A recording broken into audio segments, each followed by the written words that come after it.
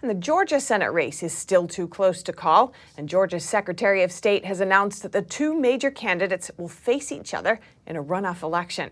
The winner could determine the balance of power in the U.S. Senate. NTD's Jason Perry is in Atlanta to give us a first-hand look at the situation.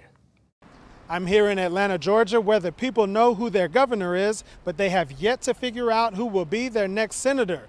The race between Herschel Walker and Senator Wórnok is just too close to call.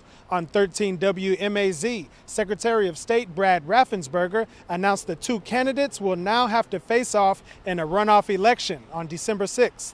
I asked the voters to come out and vote one last time.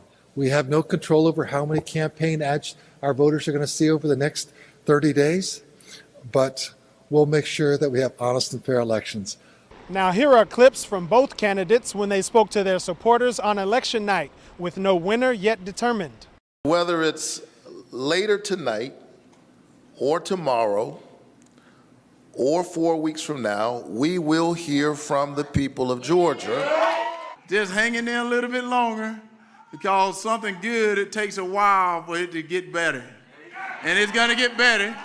So I wanted to thank you guys for hanging in. I spoke to some people in downtown Atlanta to see what they think are the top concerns for Americans.